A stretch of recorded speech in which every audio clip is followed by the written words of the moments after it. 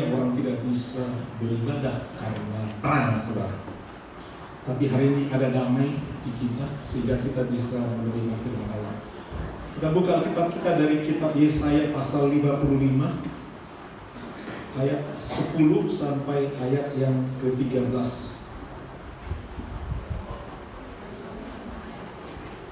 Yesaya pasal 55 ayat 10 sampai ayat yang ke-13.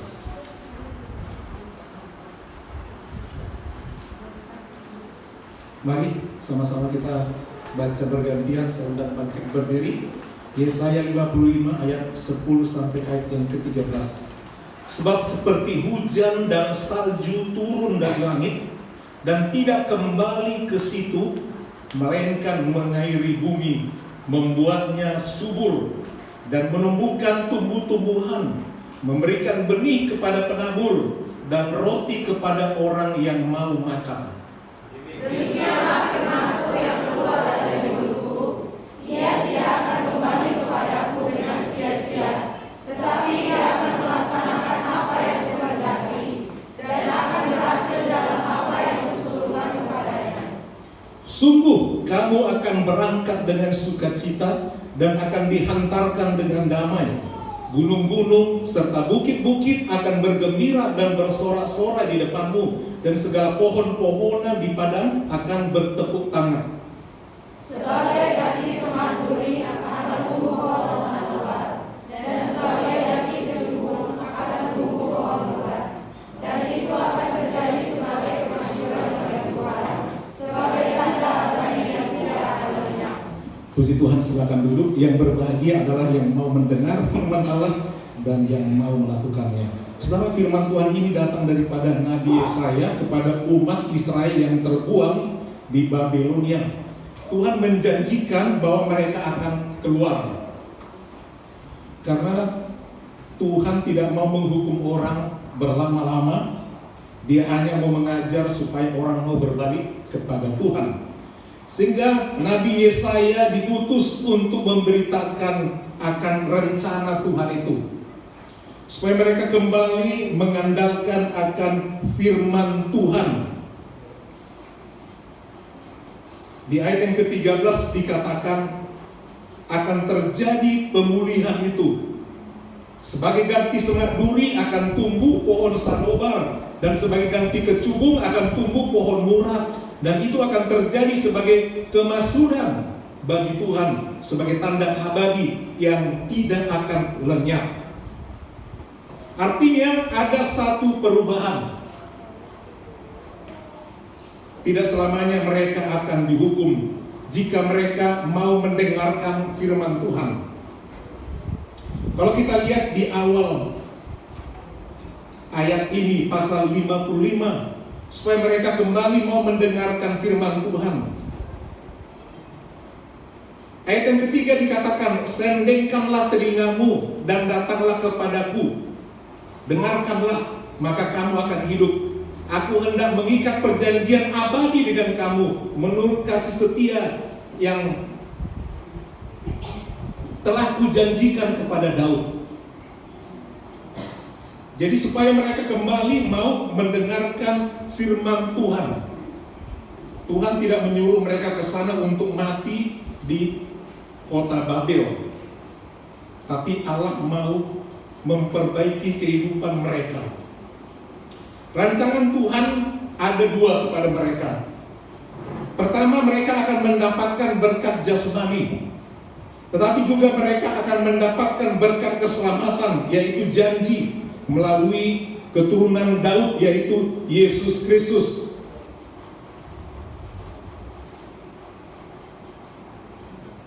Berkat keselamatan. Di ayat 3 dikatakan, sendengkanlah telingamu dan datanglah kepadaku, dengarkanlah, maka kamu akan hidup. Aku hendak mengikat perjanjian abadi dengan kamu, menurut kasih setia yang telah kujanjikan kepada Daud. Itu mengenai janji keturunan Daud, yaitu Yesus Kristus yang akan memberi keselamatan. Itu yang penting. Tapi juga Allah akan memberikan berkat jasmani. Ayat yang pertama dari pasal 55 dikatakan, ayo hai semua orang yang haus, marilah dan minumlah air. Dan hai orang yang tidak mempunyai uang, marilah terimalah gandum tanpa uang pembeli, dan makanlah juga anggur dan susu tanpa bayaran. Jadi ada dua berkat yang akan diberikan setelah mereka nanti selesai mendapatkan penghukuman itu, kalau mau mereka mendengarkan firman Tuhan. Dan firman Tuhan yang dikatakan itu tidak akan berlalu begitu saja. Pentingnya mendengar firman Tuhan. Kita lihat tadi dalam bagian akhir itu dikatakan, seperti hujan dan salju turun dari langit dan tidak kembali ke situ, melainkan mengairi bumi, kemudian membuatnya subur dan menumbuhkan tumbuh-tumbuhan, memberikan benih kepada penabur dan roti kepada orang yang mau makan. Kalau mereka mau mendengarkan firman Tuhan, maka firman itu akan memberkati mereka. Yang digambarkan seperti hujan dan salju turun dari langit. Kenapa Tuhan turunkan hujan dan salju untuk di daerah mereka yang bersalju? Dikatakan sekali Tuhan turunkan, tidak akan kembali hujan itu. Demikian juga salju di situ turun ke bumi, tidak akan kembali. Digambarkan firman Tuhan itu seperti itu, ayat 11. Demikianlah firmanku yang keluar dari mulutku, ia tidak akan kembali kepadaku.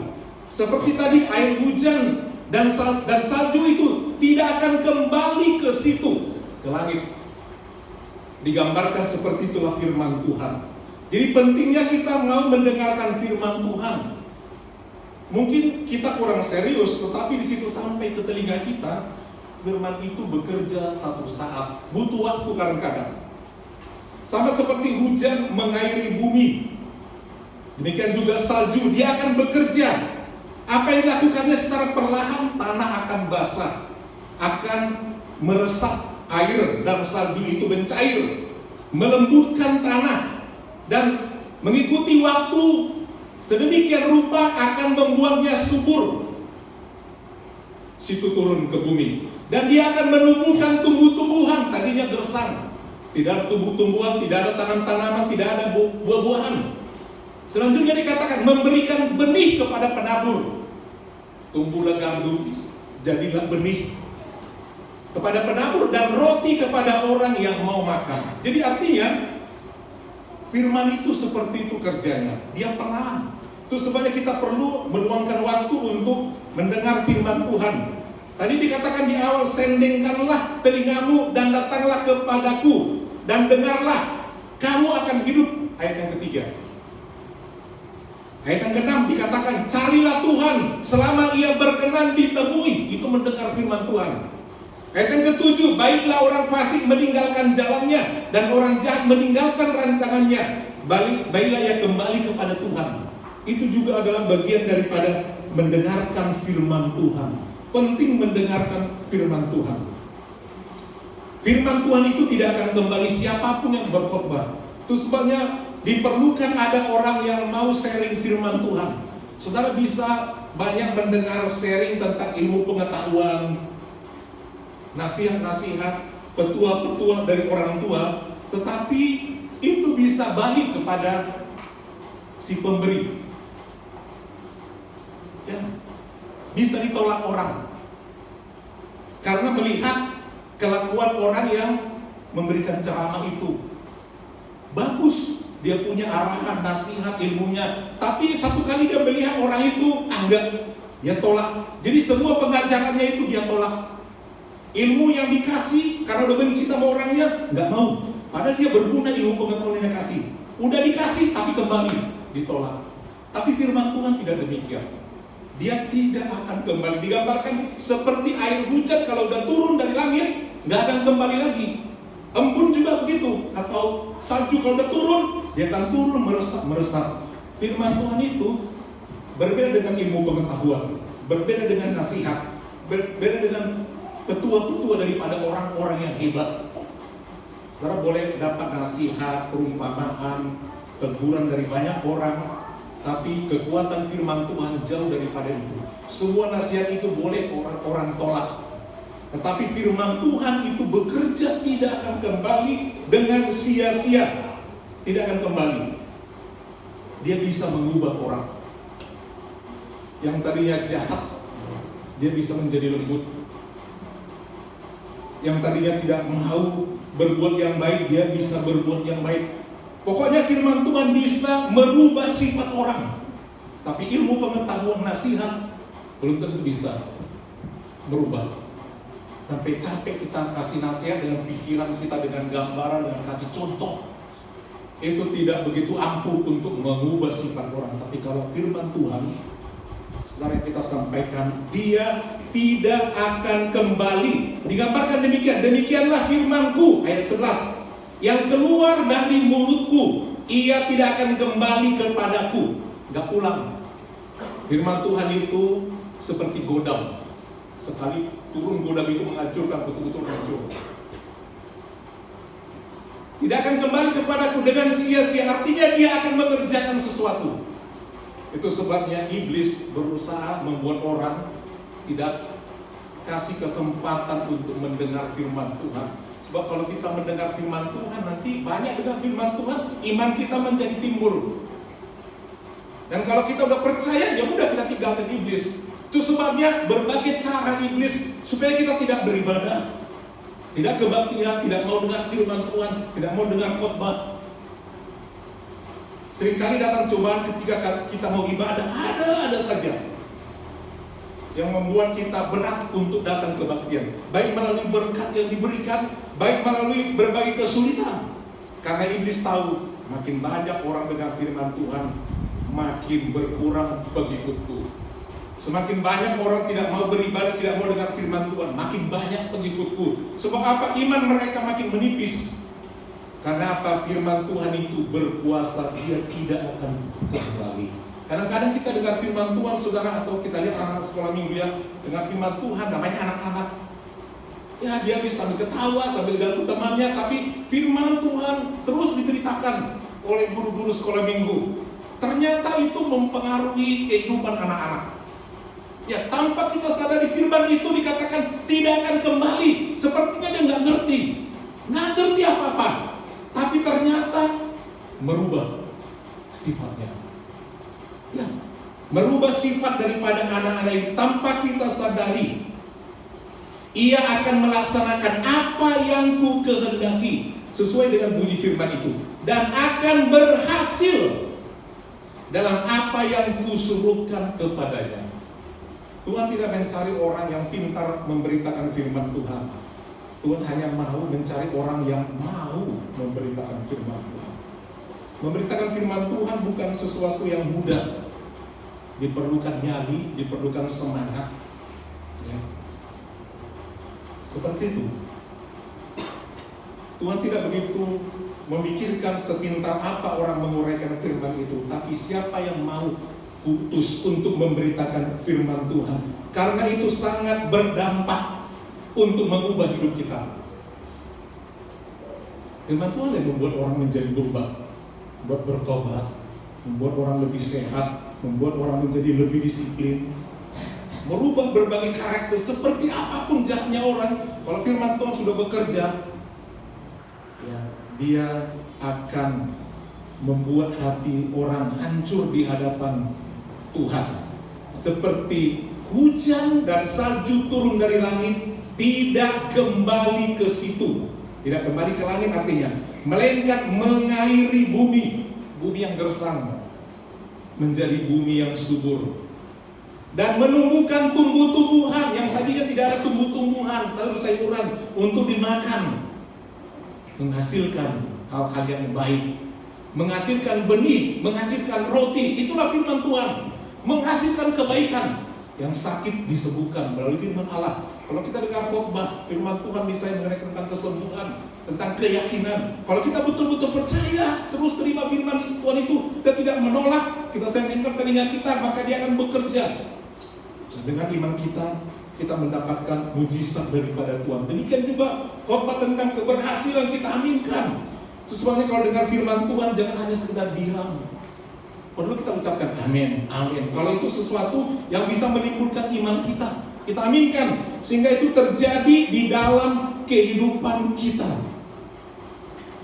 Ayat yang ke-12 dikatakan, sungguh kamu akan berangkat dengan sukacita. Itu gambaran mereka nanti akan pulang dari penjajahan Babel, dari pembuangan Babel, dan akan dihantarkan dengan damai. Kalau mereka mau mendengarkan firman Tuhan, gunung-gunung serta bukit-bukit akan bergembira. Ini menggambarkan sukacita menyambut mereka pulang ke tanah perjanjian, ke tanah Kanaan, dan segala pohon-pohonan di padang akan bertepuk tangan karena orang itu kembali dari jalannya yang jahat, dari Babel, dari pembuangan, bertepuk tangan. Digambarkan seperti gunung-gunung dan bukit-bukit bisa bersorak-sorai. Gambaran apa? Semua orang menyambut kedatangannya. Pohon-pohon bertepuk tangan. Apa yang terjadi ayat 13 puncaknya saudara? Kalau kita mau selalu mendengarkan firman Tuhan, ada perubahan, ada ganti. Dibuat di sini perbandingannya, kalau kita suka dengan firman Tuhan, sebagai ganti semak duri. Tadi yang tumbuh semak duri, ini gambaran duri di hati, selalu menyakiti hal-hal yang tidak berguna. Tuhan ganti. Kalau kita mau dengar firman Tuhan, hal-hal yang buruk yang ada dalam diri kita akan tumbuh pohon sanobar. Kalau duri-duri ini kan tidak begitu tinggi, tiba-tiba itu diganti jadi pohon sanobar. Pohon sanobar sejenis pohon pinus, sejenis pohon palem, seperti pohon natal yang ada di halaman gereja kita.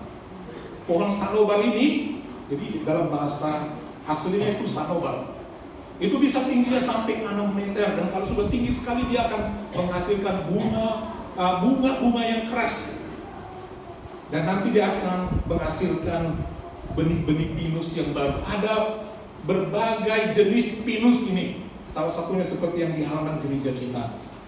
Dikatakan akan tumbuh pohon sanobar, dan pohon ini seperti kalau di kampung itu pohon pinus itu sangat banyak manfaatnya, baik untuk minyak, baik untuk kayu dan lain sebagainya, ada banyak gunanya. Jadi semak duri yang rendah, yang begitu menyakiti banyak orang, menjadi hal yang melembutkan, menjadi hal yang harum. Akan tumbuh pohon sanobar. Dari orang yang hatinya berduri akan tumbuh pohon sanobar.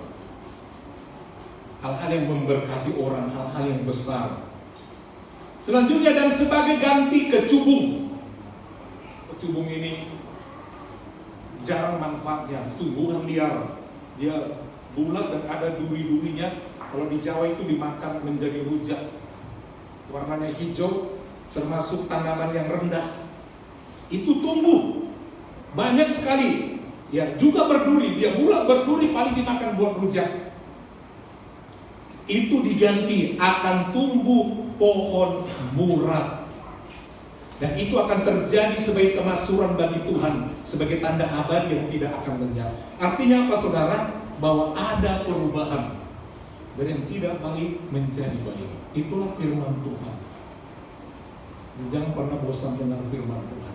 Nasihat orang tua, nasihat leluhur bisa orang lupakan. Karena apa? Tidak ada yang sempurna orang yang memberi nasihat. Tidak ada. Kita kata begini, begini. Kita bisa menolak. Ya. Guru kita bisa pintar mengajar satu ilmu pengetahuan, tapi gurunya itu kejam, suka pukul. Akhirnya kita tidak dengarkan pelajaran itu karena kita sering dipukul. Akhirnya kita tidak ada gunanya pelajaran itu. Nasihat, ilmu nggak ada gunanya. Kita langsung tolak. Tetapi kalau firman Tuhan dikatakan tidak akan kembali. Jadi saudara, apapun yang terjadi, usahakan untuk dengar firman Tuhan. Seaktif apapun saudara, serajin apapun dimanapun, usahakan dengar firman Tuhan. Sebab firman itu yang akan mengubahkan kita, yang akan memulihkan kita. Digambarkan seperti hujan, dia datang menyejukkan, dia datang melembutkan, dia datang membuat subur.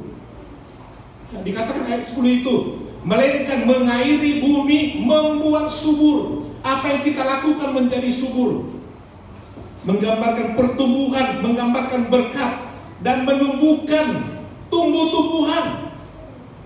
Ya, sesuatu yang berguna. Tidak ada kegersangan, tumbuh-tumbuhan. Dikatakan memberikan benih bagi penabur. Benih bagi penabur artinya dia memberikan modal. Benih adalah modal untuk bisa disemaikan dan menjadi berkat bagi banyak orang. Dia memberikan berkat bagi kita, dia memberikan uang, memberikan benih bagi kita. Dan kemudian, dan roti kepada orang yang mau makan. Ya, kita mau makan, Tuhan kasih roti. Kalau kita mau mendengarkan firman Tuhan. Firman itu yang keluar dari mulut Tuhan tidak akan kembali dengan sia-sia. Pengertian yang kedua firman itu adalah Tuhan Yesus Kristus. Jangan pernah tinggalkan firman yang telah menjadi manusia itu. Yohanes 1:14 berkata, firman itu telah menjadi manusia dan diam di antara kita, dan kita telah melihat kemuliaannya, itu kemuliaan yang diberikan kepadanya sebagai anak tunggal Bapa, penuh kasih karunia dan kebenaran. Itu tadi yang dikatakan, menurut kasih setia yang teguh yang kujanjikan kepada Daud. Ayat 3 tadi. Sendengkanlah telingamu kepada firman, kepada Tuhan Yesus, dan datanglah kepadaku, dengarkanlah, maka kamu akan hidup. Aku hendak mengikat perjanjian abadi. Perjanjian abadi, mana itu? Itulah kepada firman yang menjadi manusia untuk selama-lamanya, yaitu Yesus Kristus. Dan kamu, dengan kamu menurut kasih setia.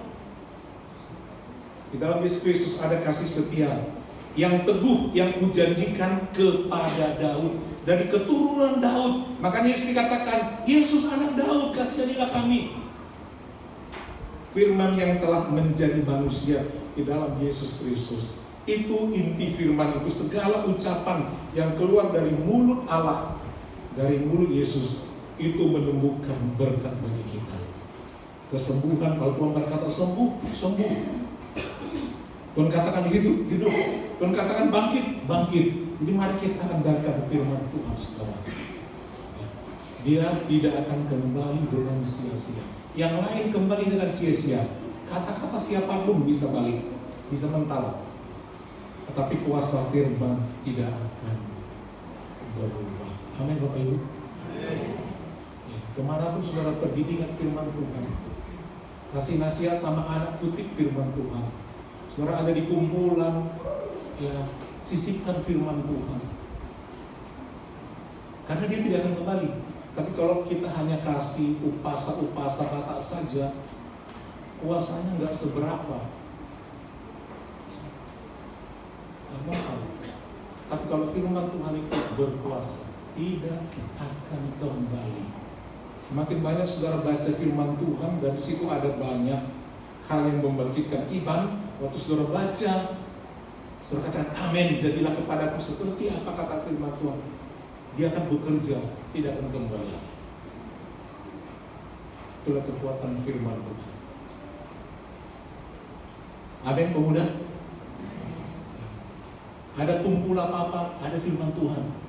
Ada persekutuan apa-apa, kutip firman Tuhan. Seperti itu, karena itu yang berkuasa. Berkuasa. Mari kita bangkit berdiri.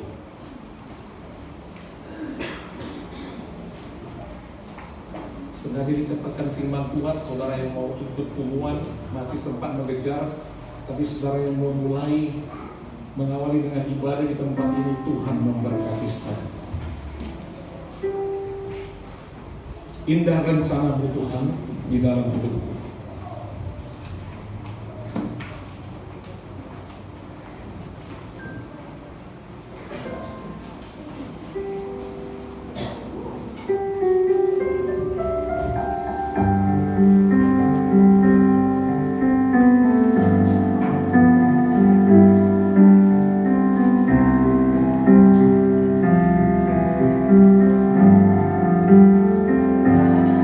Rencanamu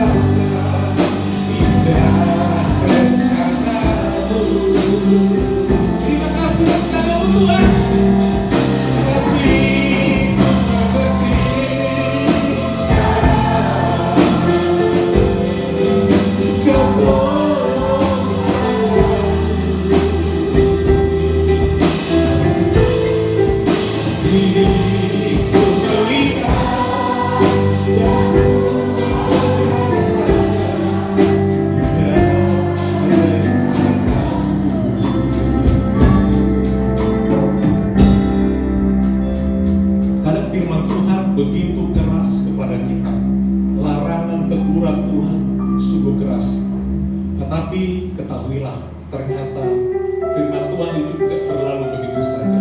Seiring berjalannya waktu, orang akan menyadari apa yang dikatakan firman itu adalah benar, akan bertumbuh, akan mengubah kita sedemikian rupa.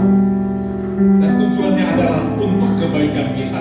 Berkat jasmani Allah berikan, dan berkat keselamatan Allah berikan di dalam Kristus Yesus Tuhan kita.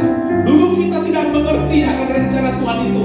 Ketika menegur kita, kita takut, kita tidak berani melaksanakannya. Tapi ternyata indah pada waktunya. Kita diberkati jasmani, rohani, keselamatan Allah berikan kepada kita. Sekali lagi kita akan pujian ini, kita aminkan indah rencana Tuhan.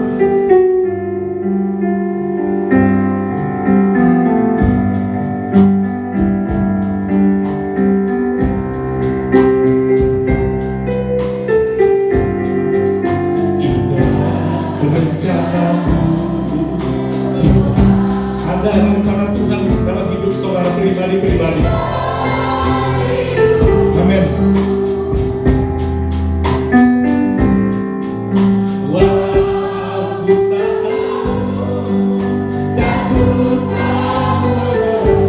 Kadang kita bingung, begitu kesulitan kita hadapi, tapi terus berjalanlah mengikuti firman Tuhan.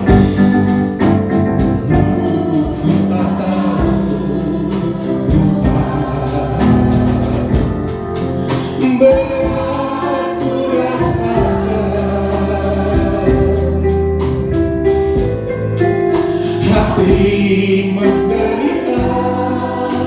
dan ku tak berdaya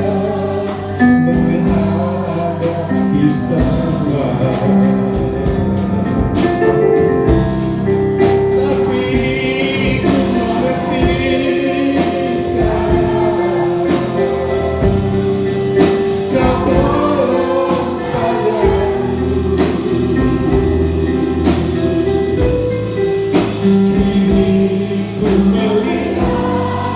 sekarang kau tolong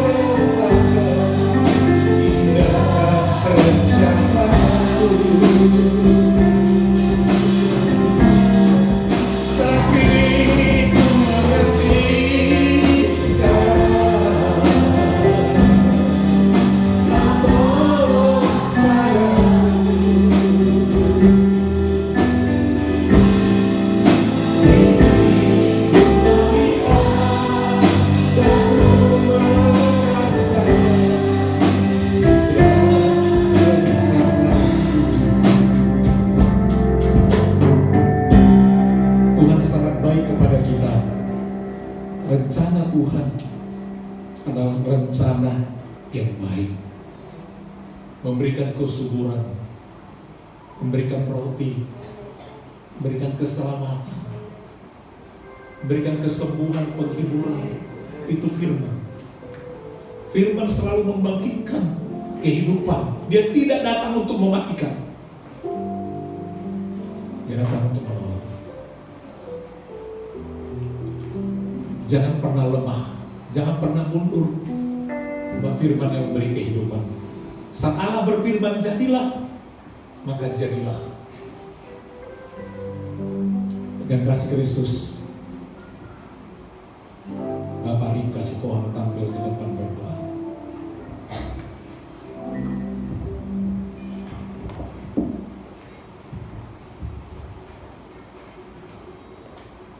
Benar Tuhan, sungguh indah rencana-Mu di setiap kehidupan kami Tuhan. Engkau yang mengatur segala rencana kami Tuhan untuk ke depan. Biarlah senantiasa Engkau yang turut bekerja di setiap aktivitas kami Tuhan.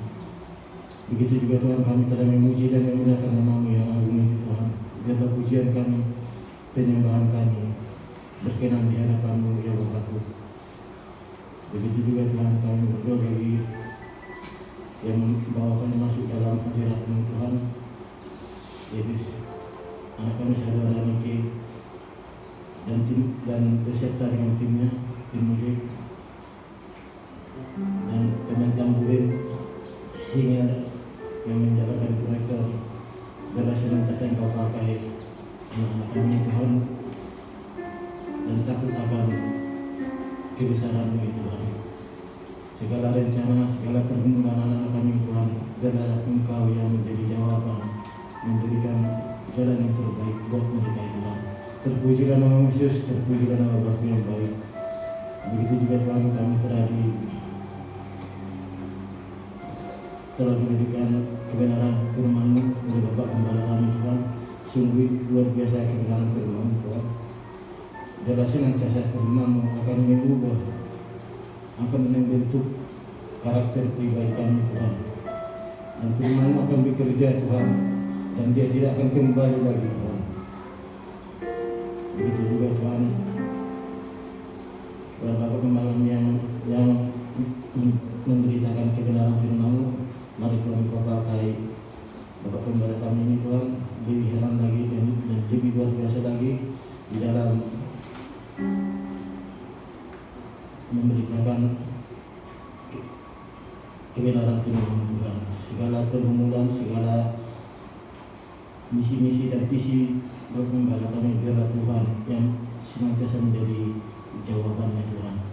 Terpujilah nama Yesus, terpuji nama Bapa yang baik. Inilah kami sidang jemaat yang hadir pada saat ini Tuhan.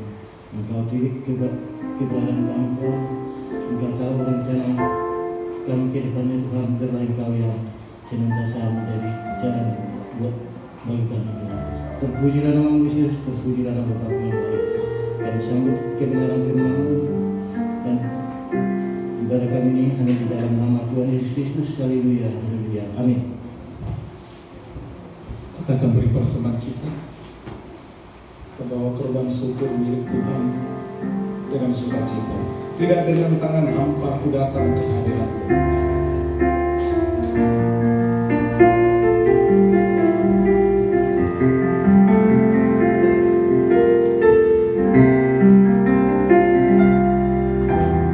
Tidak dengan tangan yang hampa